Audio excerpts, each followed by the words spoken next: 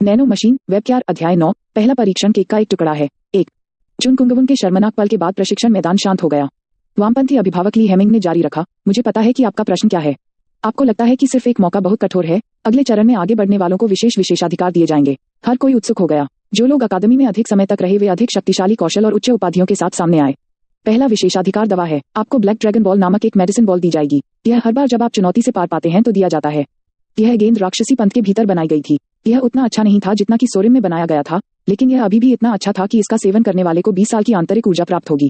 सरल गणित में 6 परीक्षण पास करने से व्यक्ति को 120 वर्ष की आंतरिक ऊर्जा प्राप्त होगी। बेशक यह भी एक तरह की दवा थी जो निरंतर उपयोग के बाद प्रतिरक्षा का निर्माण करेगी, लेकिन यह अभी भी एक अच्छा विशेषाधिकार था। 6 चरण हो। चुनयोवुन भी दिलचस्पी दिखा रहा था। उसके पास अभी कोई आंतरिक ऊर्जा नहीं थी, लेकिन अगर उसे सभी 6 परीक्षण पास करने थे तो उसे तुरंत अपनी आंतरिक ऊर्जा बढ़ाने का मौका दिया जाएगा। दूसरा मार्शल आर्ट सीक्रेट्स की किताबें होंगी। अगर आप मार्शल आर्टिस्ट हैं तो आप सभी को ऐसी किताबों का महत्व पता होना चाहिए। यह अकादमी में सबसे महत्वपूर्ण विशेषाधिकारों में से एक था। अकादमी के भीतर कई किताबें थीं और यहाँ तक 6 कुलों की मार्शल आर्ट की किताबें भी अकादमी के भीतर संग्रहित की गई थीं। पुस्तकें। योवुन को यही सबसे ज्यादा जरूरत थी। नैनो मशीन की शक्ति के साथ वह खंजर कौशल सीखने में सक्षम था, लेकिन उसे मजबूत होने की जरूरत थी। लाइब्रेरी में 5 मंजिल हैं। मंजिल जितनी ऊंची होगी किताबें उतनी ही मजबूत होंगी। सीढ़ियों से ऊपर जाने के बाद आपको एक उच्च मंजिल तक पहुंच प्रदान की जाएगी। उद्धरण चिन्ह। 5वीं मंजिल, जो आखिरी मंजिल थी, वुलिन के विभिन्न मार्शल आर्ट मैनुअल के रहस्यों से भरी थी।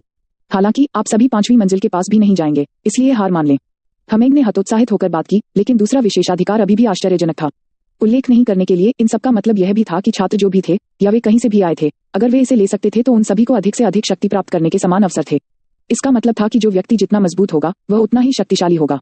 तो यही कारण है। योवुन ने महसूस किया कि अकादमी में होने के बाद सभी ने क्यों कहा कि यह अलग होगा। अकादमी में कोई भी जो विशेषाधिकार या उनके परिवार के खून से सुरक्षित नहीं होगा। सभी एक ही खाद्य श्रृंखला के अधीन थे। यदि आप पहले चरण को पास करते हैं तो आप निम्न श्रेणी के योद्धा हैं। दूसरा मध्य क्रम का। तीसरा उच्च पदस्थ। मुझे उम्मीद है कि आप में से कोई भी सैन्य कबीले की पृष्ठभूमि से केवल दूसरे से तीसरे रैंक पर हारे हुए लोगों की तरह नहीं रहेगा। उद्धरण चिन्ह। हमेंग ने मुस्कुराते हुए छात्रों से बात की। ओह, लेकिन आप में से जो केवल मध्य से उच्च रैंक वाले योद्धा बनना चाहते हैं, उन्हें अभी भी दवा की गेंदें दी जाएंगी। चिंता मत करो। जैसा कि हमेंग ने कहा, अकादमी ने निम्न श्रेणी के योद्धाओं को भी विशेषाधिकार दिए, जो योद्धा संभावनाओं के लिए एक अच्छा अवसर था, जो अधिक शक्तिशाली बनना चाहते हैं। इन रैंक वाले योद्धाओं की शक्ति में बहुत बड़ा अंतर था। उच्च रैंक वाले योद्धा सबसे शक्तिशाली और संख्या में कम थे। यदि आप चौथे चरण में उत्तीर्ण होते हैं तो आपको दस्ते के नेता की उपाधि दी जाएगी और आपके 5वें चरण के परीक्षण पर आपको कबीले के नेता की उपाधि दी जाएगी। छठे चरण के लिए यह आप सभी के लिए मायने नहीं रखता, इसलिए मैं इसे छोड़ दूंगा। हमेंग ने ऐसा इसलिए कहा क्योंकि उसके पास अपने कारण थे। छठे चरण की परीक्षा लगभग असंभव थी और 10 से भी कम लोग परीक्षा पास कर पाएंगे। इसलिए हमेंग ने इस तरह के आयोजन की उम्मीद नहीं की थी। और यद्यपि आप सभी एक ही कैडेट रैंक के साथ शुरुआत करते हैं, आप सभी अपने चरणों के माध्यम से प्रगति के अनुसार अलग अलग रैंक प्राप्त करेंगे। तब आपको अपने वरिष्ठ की बात माननी होगी। वह अकादमी का मूल तत्व था। जो अधिक प्रयास नहीं करेगा उसे सड़ने के लिए छोड़ दिया जाएगा। चुनयोवुन ने उत्सुकता से देखा। यदि वह अब तक जीवित रहता तो उसके लिए खाद्य श्रृंखला में ऊपर जाने का समय आ गया था। ज्यादा खुश मत होइए, आप में से अधिकांश लोग तीसरे चरण से आगे भी नहीं जाएंगे। हामिद ने अपना समापन वक्तव्य देते हुए एक मुस्कान बिखेरी। मैं समझा रहा हूँ। नियत डॉम के लिए समूह बनाना शुरू करें और मैं मंच पर पहले परीक्षण के साथ आगे बढ़ूंगा। उद्धरण चिन्ह। अचानक हुई प्रगति को सुनकर छात्र सहम गए। उन्होंने नहीं सोचा था कि पहले दिन उनकी परीक्षा होगी। जैसा कि मैंने पहले कहा, यदि आप इस परीक्षा में असफल होते हैं तो आपको निष्कासित कर दिया जाता है। यदि आप इस परीक्षा को पास नहीं कर सकते हैं तो आप निम्न श्रेणी के योद्धा बनने के लायक भी नहीं हैं। उद्धरण चिन्ह। आधे से ज्यादा छात्र फीके पड़ गए। उन्होंने सोचा कि वे परीक्षा से कम कुछ तो सीखेंगे, लेकिन इसका मतलब यह था कि बिना प्रशिक्षण वाले किसी के पास कोई मौका नहीं था। चुनयोवुन भी हैरान था। क्या पहला परीक्षण पहले से ही? उसके पास कोई आंतरिक ऊर्जा नहीं थी और उसके परीक्षा में असफल होने की संभावना थी। उन्हें उम्मीद थी कि परीक्षण या तो आसान था या आंतरिक ऊर्जा की आवश्यकता नहीं थी। हेमिंग ने घोषित किया कि परीक्षण क्या था। पहला परीक्षण आपके बुनियादी कौशल का आकलन करेगा। यदि आप हमारे पंथ के योद्धा बनने जा रहे हैं तो आपको कम से कम बुनियादी आंतरिक ऊर्जा की आवश्यकता होगी। चुनयोवुन ने मुंह फेर लिया। इसका मतलब यह था कि अगर कोई आंतरिक ऊर्जा के बिना था तो वह असफल होने वाला था। यदि आप इस परीक्षा में असफल हो जाते हैं तो आपको कड़ी मेहनत के लिए खेतों या खानों में भेज दिया जाएगा। अपनी तरफ से पूरी कोशिश करें। नहीं, हमें गंदे काम करने के लिए लोगों की जरूरत है, इसलिए ज्यादा मेहनत न करें। हमें इधर उधर मजाक कर रहा था, लेकिन चुनयोवुन यह सुनकर असहज महसूस कर रहा था। ओह, यह समस्याग्रस्त है। वह गुस्से में था क्योंकि उसने सोचा था कि कम से कम अकादमी में उसके लिए जाल नहीं लगाए गए थे। हालांकि पहले दिन आंतरिक ऊर्जा परीक्षण यह सोचने के लिए बहुत संयोग से लग रहा था कि यह उसके लिए नहीं बना था। क्या इसीलिए वे नहीं चाहते थे कि मैं ट्रेनिंग करूं? योवुन को अब एहसास हुआ कि 6 कुलों की महिलाओं ने उसे प्रशिक्षण देने की अनुमति क्यों नहीं दी। अगर उसे यहाँ से निकाल दिया जाता तो उसे निकाल दिया जाता और वह पंथ की सबसे निचली जाति में रहता। इससे वे लोग जब चाहें उसे मार सकते थे। हम्फ, वफादार कबीले के राजकुमार चुनमुक्युम संतुष्ट लग रहे थे। मैं खुद उसे मारने जा रहा था, लेकिन इससे उसे छुटकारा मिल जाएगा। जिसने भी इस बारे में सोचा वह एक प्रतिभाशाली है। वफादार कबीले के पास योवुन को प्रशिक्षित करने की अनुमति नहीं देने में कोई भूमिका नहीं थी। मुक्युम जानता था कि यह योजना का नेतृत्व करने वाले 6 कुलों में से एक था, लेकिन उसे यह नहीं पता था कि यह योवुन को पहले चरण के परीक्षण से निष्कासित करना था।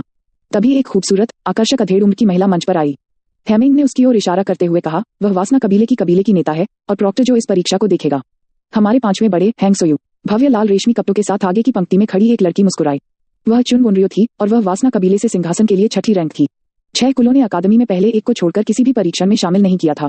5वें प्राचीन के आने के लिए कौन सी परीक्षा आवश्यक है? छात्र सवालों से भरे हुए थे और हेमिंग ने समझाया, यह परीक्षा केक का एक टुकड़ा है। यदि आप यहाँ असफल होते हैं तो आपको कभी भी निम्न श्रेणी के योद्धा बनने का मौका नहीं मिलेगा। उसके समाप्त होने के बाद हैंग सोयू बैठ गई और अपने साथ लाए गए वाद्य यंत्र को बजाने के लिए तैयार हो गई। ऐसा लग रहा था कि लोगों को एहसास हो गया कि वह क्या करने जा रही है और वे नीचे झुकते हुए अपने कान बंद करने लगे। ठीक है, आप बच्चे उसकी संगीत ऊर्जा तरंग का सामना नहीं करेंगे, लेकिन वह आपके कमजोरों के लिए इसे नियंत्रित करेगी। भाग्य के साथ आप इसे बिना किसी आंतरिक ऊर्जा के भी सह सकते हैं। हाँ, उसके आखिरी शब्दों में ऐसा लगा जैसे वह यौवन से बात कर रहा हो।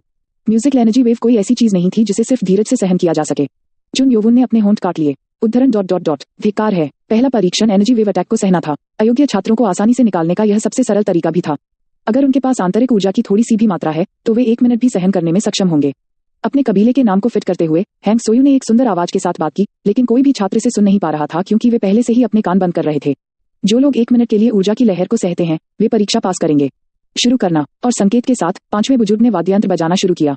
वाद्य यंत्र की सुंदर ध्वनि प्रशिक्षण मैदान में फैल गई। हालांकि यह न केवल सुंदर था, उसने अभी तक एक नाप भी नहीं खेला था, लेकिन दसियों लड़के जमीन पर गिर पड़े और उनके मुंह से बुलबुले निकल रहे थे। नन्नांग, मैं अभी भी इसे सुनता हूँ। यह केवल शुरुआत थी। जैसे ही वह तार तोड़ रही थी, ध्वनि उनके कानों के पर्दों में गड़गड़ाहट हुई और उनके दिलों को झकझोर दिया। कुछ छात्रों ने उनके दिलों पर कब्जा करते हुए गिरा दिया। ऐसी लहर को सहन करने के लिए कम से कम 20 साल की आंतरिक ऊर्जा की आवश्यकता होती है। यदि यह 6 कुलों के उत्तराधिकारियों या उच्च श्रेणी के कुलों के बच्चों के लिए नहीं था, तो ऐसी आंतरिक ऊर्जा वाला कोई नहीं था। यह कान में चुभता है, तुम पहले ही जमीन पर गिरोगे। हे चुन मुकुम खुशी से भर गया, लेकिन चीजें उम्मीद के मुताबिक नहीं हो रही थीं। तो क्या चल रहा है? सोयू की उंगलियां जो तार तोड़ती थीं, तेजी से हिलने लगी। उसके चेहरे के भाव के आधार पर यह स्पष्ट था कि वह बहुत खुश नहीं लग रही थी। ऐसा इसलिए था क्योंकि वह केवल चुन यौवन को देख रही थी। क्यों वह नीचे क्यों नहीं गिर रहा है? चुन यौवन, जिसके पास कोई आंतरिक ऊर्जा नहीं होनी चाहिए, गिर नहीं रहा था। जब 5वें बुजुर्ग ने वाद्य यंत्र बजाना शुरू किया तो नैनो ने आपातकालीन रक्षा मोड को सक्रिय कर दिया।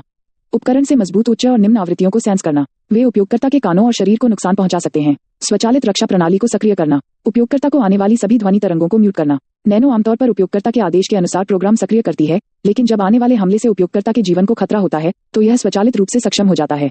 इसने अभी उसके कानों में आने वाली हर ध्वनि को रोक दिया। क्या उसने अपने सिर में केवल नैनो की आवाज सुनी जब हैंग सोयू ने उसका वाद्य यंत्र तोड़ा और वह कुछ और नहीं सुन सका? फिर भी अनगिनत छात्र उसके सामने गिर रहे थे।